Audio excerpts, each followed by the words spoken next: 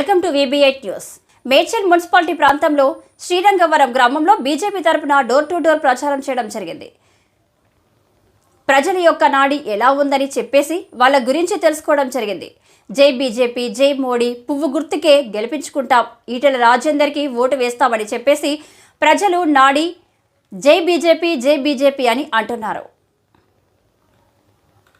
ఈటెల రాజేందర్ ను గెలిపించుకుంటాం, జై ఈటెల, జై మోడీ అని వారి యొక్క ప్రస్తావాన్ని వినిపించడం జరుగుతుంది. వారి యొక్క ధీమా వ్యక్తం చేశారు. బీజేపీని గెలిపించుకుంటామని ప్రచారంలో పాల్గొన్న K Pochaiah, ex sarpanch G Krishna, ex ward member G Bhupal, ASCS director M Ravi, ward number మరియు కార్యకర్తలు, మహిళలు D Venkatesh, D Praveen, BJYM president K Venkaiah, Venkatesham, K Narasamma, Lakshmamma, Balamma, Mallamma, Jyothi, Sattamma ఈ కార్యక్రమంలో పాల్గొనడం జరిగింది. వీరితో మా యొక్క VB8 న్యూస్ అల్లి ప్రభాకర్ రెడ్డి ముఖాముఖి ఇంటర్వ్యూ చేయడం జరిగింది. సహకరించి ఓటెత్తే రాజేంద్రన్న కేసం పువ్వు గుర్తు కొట్టేస్తామని చెప్పి వాళ్ళు చెప్పడం జరిగింది. మా గ్రామంలో వాస్తవానికి ఇంతకుముందున్న పార్టీ కార్యకర్తలు వేరే పార్టీ కార్యకర్తలు కొన్ని పనులన్నీ పెండింగ్ పెట్టిరు. పెద్దవాళ్ళకి పెన్షన్ రాలేదు, వాళ్ళకి మూగ వాళ్ళకి, మళ్ళీ తర్వాత వికలాంగులకి వాస్తవానికి వాళ్ళకి కూడా సర్టిఫికెట్ ఇప్పిస్తా అని చెప్పి కూడా చెప్పడం జరిగింది. ఇప్పలేదు. రేషన్ కార్డులు ఇప్పిస్తా అని చెప్పి హామీలు ఇచ్చిరు. అన్ని బూటక నమ్మకాలు చెప్పి అన్ని అబద్ధాలు చెప్పి నమ్మిపించారు. ఇప్పటికైనా కొంచెం వాస్తవానికి ఈ గవర్నమెంట్ ఉన్నప్పటికైనా ఈ ప్రజాపాలన గవర్నమెంట్లో మొత్తం దరఖాస్తు చేసుకున్నారు. వాటికి కొత్త రేషన్ కార్డు ఇప్పించి వాళ్ళని మెరుగుపరచగలరని నా యొక్క కోరిక. ఓకే సార్, ఒక్క మాట. ఇప్పుడు ఈటెల రాజేందర్ గారు అక్కడ ఓడిపోయారు, ఇక్కడ ఎంపీగా గెలుస్తామని అంటున్నారు. దాని యొక్క ధీమా, మీ యొక్క ధీమా ఎలా? ఆ రెండు నియోజకవర్గాలకి వదిలేసుకున్నారు, కానీ మాకు అంటే బంగారం లాంటిది గిఫ్ట్ మాకు ఇచ్చింది అనుకుని మేము ఇంకా వజ్రం లాంటి గిఫ్ట్ మేము ఇద్దామని ప్రజలందరము కోరుకునేది అదే. ఓకే, ఇక్కడ ఎక్కడికి వెళ్ళినా ఎవరిని అడిగినా జై బీజేపీ, జై మోడీ, జై ఈటెల రాజేందర్ గారిని గెలిపించుకుంటామని చెప్పేసి ప్రతి ముసలి వాళ్ళు కానీ, యువకులు కానీ, కార్యకర్తలు కానీ ఎవరిని అడిగినా, ఇంటర్వ్యూ చేసినా అలాగే చెప్తున్నారు. జై మోడీ, జై బీజేపీ, జై కమలం పువ్వు గుర్తుకే మా ఓటు, ఈటెల రాజేందర్ అన్ననే గెలిపించుకుంటామని చెప్పేసి అంటున్నారు. VB8 న్యూస్తో ముఖాముఖి. 24 గంటల ఏం వేస్తుండు వాడు, ఏం చేస్తుండు వాడు? గెలిచిందంటే గెలుచుడు. నెల అవుతుందా లైట్, 24 గంటల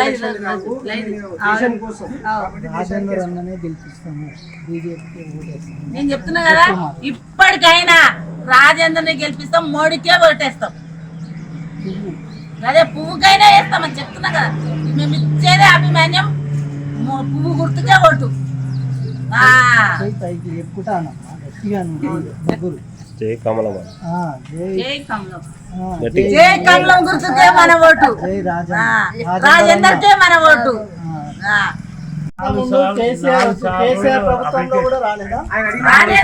అప్లికేషన్ పెట్టినా కానీ నాకు రాలేదు. నేను చిన్న పోరన్నా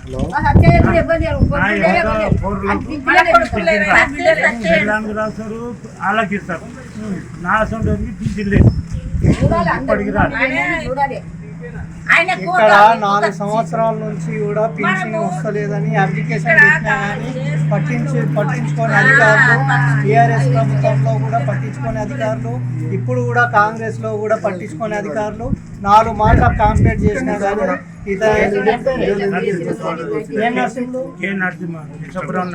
ఇష్టాపురం నర్సింగ్లు అతని వయసు చూస్తేనేమో చిన్నపిల్లగాని అన్నట్టుగా ఎగతాళి చేస్తుండ్రంట. అధికారుల మీద ఒకసారి చర్య తీసుకోవాలని VB8 న్యూస్ కోరడం జరిగింది. ఇతనికి ఫిజికల్ హ్యాండిక్యాప్, ఇతనికి కూడా ఇప్పటికి కూడా పింఛన్ లేదు.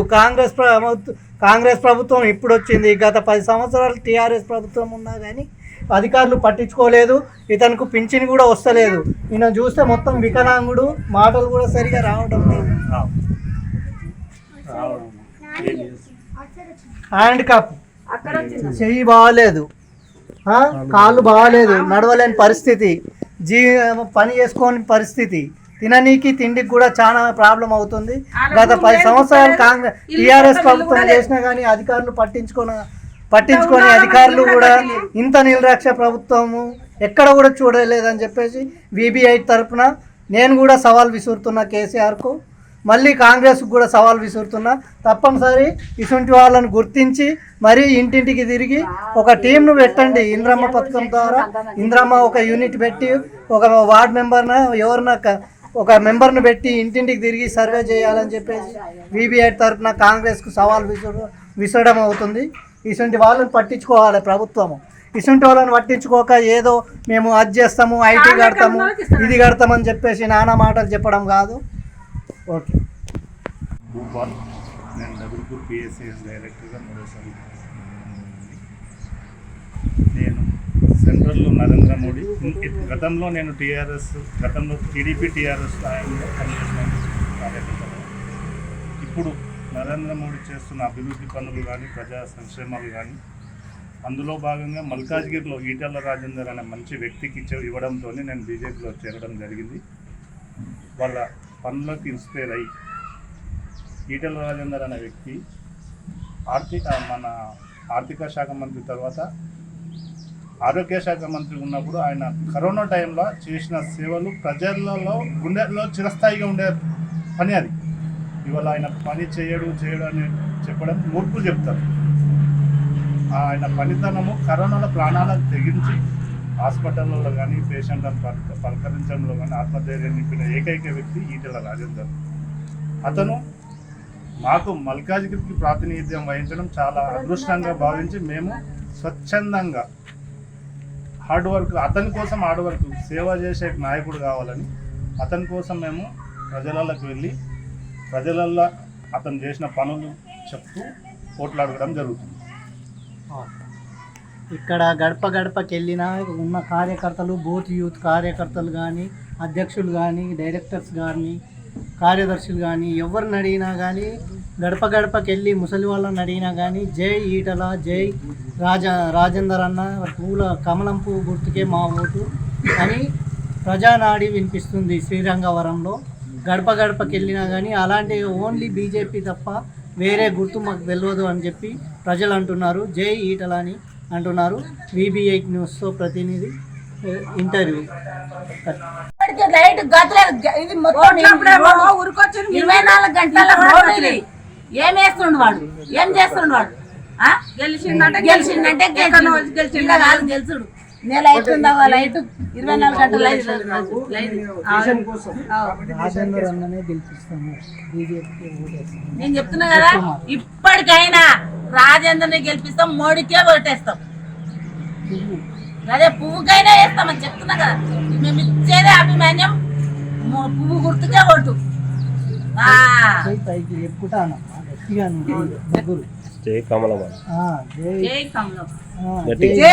గుర్తుకే మన ఓటు, రాజేందర్కే మన ఓటు. హుజూరాబాద్లో 2 దఫాలు బీఆర్ఎస్లో పార్టీ చేశాడు, ఆర్థిక మంత్రి చేశాడు, ప్లస్ ఆరోగ్య శాఖ మంత్రి చేశాడు. తర్వాత అందుకెళ్ళి వెళ్ళి బీజేపీలోకి వచ్చాడు. బీజేపీలో 2.5 సంవత్సరాలు ఎమ్మెల్యేగా గెలిచాడు. నెక్స్ట్ టైం పోటీ చేస్తే ఓడిపోయాడు.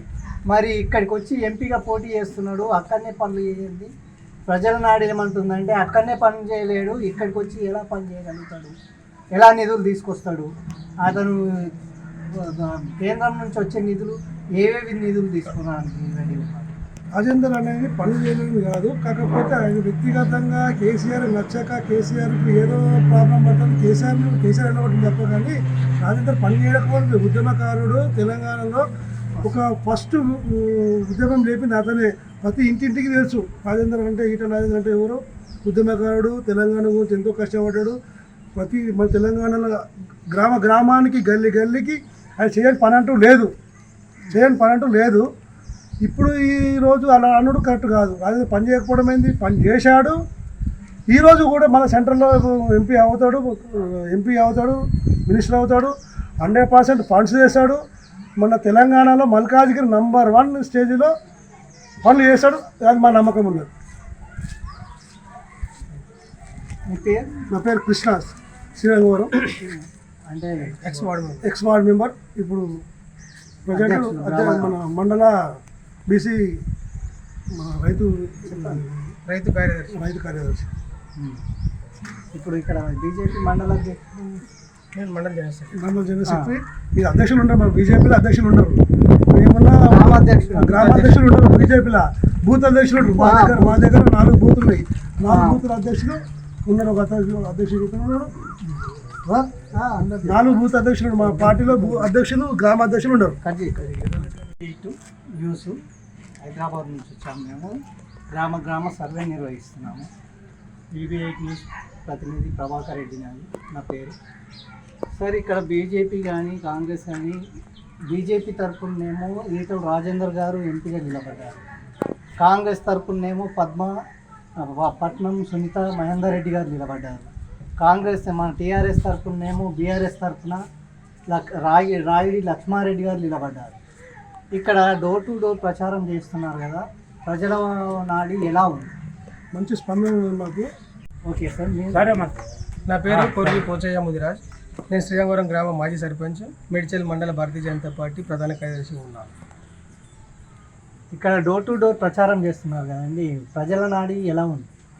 ప్రజల్లో చాలా మంచి స్పందన ఉంది నరేంద్ర మోడీ గారి మీద. అలాగే మన ఈటల రాజేందర్ గారి వ్యక్తిగత ఇమేజ్తో అభిప్రాయం అనేది రెట్టింపు అయింది. ఖచ్చితంగా 100కి 90% ఓట్లు ఈసారి బీజేపీకి ఖచ్చితంగా వస్తూ ఉన్నాయి. ఎందుకంటే వాళ్ళు కేంద్రంలో కానీ ఇటు రాష్ట్రంలో కానీ వాళ్ళు చేస్తున్నటువంటి కృషి ఫలితాలు అవన్నీ సత్ఫలితాలు ఇస్తాయని నమ్ముతున్నాను. ఇప్పుడు కాంగ్రెస్ వాళ్ళు ఏమంటున్నారంటే బీజేపీ ఇచ్చింది ఏమీ లేదు, గత 10 సంవత్సరాలు టీఆర్ఎస్ ప్రభుత్వం ఉన్నప్పుడు కూడా బీజేపీ నుంచి కేంద్రం నుంచి ఒక్క నిధి కూడా రాలేవు, ఏం నిధులు కూడా రాలేవు, ఇప్పుడు కూడా నిధులు కూడా ఇస్తలేడని చెప్పేసి అక్కడ వచ్చింది ఏం లేదు, గార్ది గుడ్డే అన్నట్టుగా కాంగ్రెస్ రేవంత్ రెడ్డి ప్రచారం చేస్తుండు, మీడియాలలో కూడా వస్తుంది. మరి దాని మీద మీ యొక్క స్పందన ఏంటి? ఇప్పటి వరకు తెలంగాణకి దాదాపు 9 లక్షల కోట్ల రూపాయలు నిధులు కేంద్రం నుంచి వచ్చాయని చెప్పేసి రికార్డు పరంగా ఉన్నాయి. ఉదాహరణకు మా గ్రామంలోనే చూసుకుంటే 2,30,00,000 రూపాయలు సీసీ రోడ్ల నిర్మాణం కోసం వచ్చినాయి. అలాగే వైకుంఠ ధామాలకు వచ్చినాయి, నర్సరీలకు వచ్చినాయి, అంతేకాకుండా మన వ్యాక్సిన్ వచ్చినాయి, ఇలా క్రీడా ప్రాంగణం అనేది, ఇలాంటి చాలా కేంద్ర ప్రభుత్వ స్కీమ్లనే వీళ్ళు NRGS ఫండ్స్ ద్వారా వచ్చిన వాటిని ఈ రాష్ట్ర ప్రభుత్వం టీఆర్ఎస్ గవర్నమెంట్ ఉన్నప్పుడు మేము ఇచ్చినామని చెప్పుకుంది తప్ప వచ్చిన ప్రతి రూపాయి కేంద్ర ప్రభుత్వాన్ని, వచ్చిన ప్రతి 100 రూపాయల్లో 99 రూపాయలు కేంద్ర ప్రభుత్వ నిధులే. కాబట్టి ఈ రకంగా డెవలప్మెంట్ జరిగింది అనేది మా అభిప్రాయం. ఇక్కడ ప్రజలను కూడా కనుక్కుంటే, ముసలి వాళ్ళను కనుక్కుంటే కాంగ్రెస్ ప్రభుత్వం కానీ బీజేపీ ప్రభుత్వం కానీ పింఛన్లు లేవు, ఏం లేవు. కేసీఆర్ ఉన్నప్పుడే మాకు టైం టు టైం పింఛన్లు వచ్చినాయి, time to time Rythu Bandhu పడ్డది. దాని యొక్క మీ యొక్క స్పందన ఏంటి? వాళ్ళు ప్రతి సంవత్సరం ఏదో రకంగా ఎన్నికలు వస్తూ ఉంటే ఆ ఎన్నికలను బట్టి పెన్షన్లు మంజూరు ఇవ్వడం, ఉన్నటువంటి 60 సంవత్సరాలు 58 సంవత్సరాలు చేయడం, ఓటు బ్యాంక్ కోసం పెన్షన్లు ఇవ్వడం అలాంటివి చేసి తప్ప ఎక్కడ ఫండ్స్ తెలియదు. ఒకవేళ అవసరం ఉంటే కోకాపేటలో రింగ్ రోడ్ చుట్టుముట్టున్నటువంటి భూములను అమ్మి ఆ భూముల నుంచి వచ్చినటువంటి నిధులను పెన్షన్ రూపకంగా ఇచ్చి ఓట్ల దండుకున్నారు తప్ప వాళ్ళ అవసరం మేరకు ఇచ్చారు, కానీ ప్రజల కోసం మాత్రం కాదనేది ఖచ్చితంగా అందరికీ తెలుసు. పెన్షన్లు చాలా మంది ఇప్పటికి చాలా మంది మళ్ళీ వాళ్ళ వెంబడి తిరిగే కార్యకర్తలకు మాత్రమే ఎక్కువ పెన్షన్లు ఇచ్చారు. చాలా మంది ఉన్నారు ఇక్కడ కూడా. ఓకేనండి, ఇప్పుడు ఎన్నోసార్లు దరఖాస్తు పెట్టుకున్నాము. ఈటల రాజేందర్ గారి నాడే వినిపిస్తుంది. ఎక్కడికి వెళ్ళినా ఈటల రాజేందర్ గారే కమలం పువ్వు గుర్తుకే ఓటు అంటున్నారు. చాలా మంది ఈటల రాజేందర్ గారినే గెలిపిస్తామని అంటున్నారు. ఎవరిని అడిగినా బీజేపీ జై బీజేపీ జై బీజేపీ అంటున్నారు. మరి ఆ బీజేపీ తర్వాత ఈటల రాజేందర్ గారు గెలిచిన తర్వాత కూడా పింఛన్లు రాని వారికి మీరు ఇప్పించే అడిగే స్తోమత, వాళ్ళని అడిగే వీళ్ళకి పింఛన్లు ఇప్పేయగలుగుతారా? 100% అండి. మేము ప్రజలకు సేవ చేసేందుకు ఉన్నాము. ఈరోజు మా పింఛన్ రానున్న అంతమంది లిస్ట్ ఫైండ్ అవుట్ చేసుకొని రాజేందర్ దగ్గర పోయి కూర్చొని మరీ వాళ్ళ దగ్గర నుండి పింఛన్ ఇప్పించే బాధ్యత మేమని వాళ్ళకు భరోసా చెప్పి ఓటర్ అడుగుతామండి మేము. కొంచెం